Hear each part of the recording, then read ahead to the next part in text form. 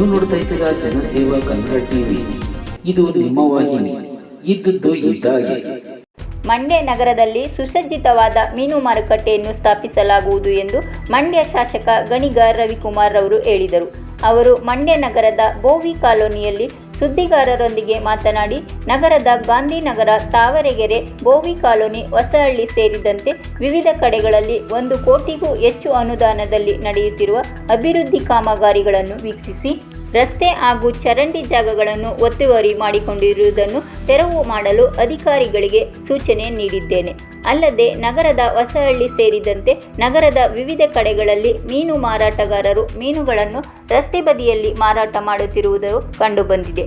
ಆದ್ದರಿಂದ ಮಂಡ್ಯ ನಗರದಲ್ಲಿ ಸುಸಜ್ಜಿತವಾದ ಮೀನು ಮಾರುಕಟ್ಟೆಯನ್ನು ಸ್ಥಾಪಿಸಲಾಗುವುದು ಎಂದು ಹೇಳಿದರು.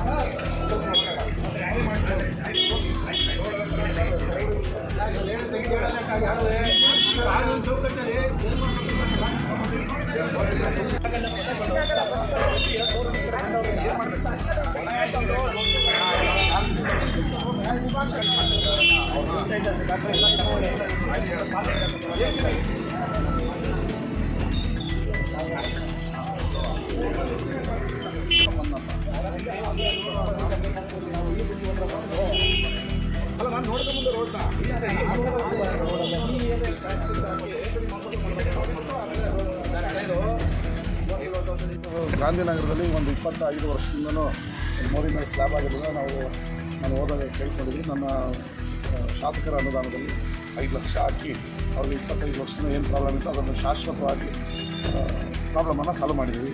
ಅದೇ ರೀತಿ 70 ಲಕ್ಷದಲ್ಲಿ ತಾವರೆಗೆರೆ ಮುಖ್ಯ ರಸ್ತೆಯನ್ನು ಮಾಡ್ತಾಯಿದ್ವಿ. ಅದರ ಕಾಮಗಾರಿಯನ್ನು ನೋಡಬೇಕಾಗಿತ್ತು. ನೋಡಿ ಕೆಲವೊಬ್ಬರು ಮೋರಿಗಳ ಮೇಲೆ ಏನೇನು ಗೋಡೆಗಳು ಕಟ್ಕೊಂಡಿದ್ರು ಅದನ್ನೆಲ್ಲ ಹೊಡೆದಾಕಿ ಕೇಳಿ ಚರಂಡಿ ನೀರು ಸುಗಮವಾಗಿ ಹರಿಬೇಕು ಮತ್ತು ರಸ್ತೆ ಚೆನ್ನಾಗಾಗಬೇಕು ಅಂತ ನಮ್ಮ ಬೈಕೆ.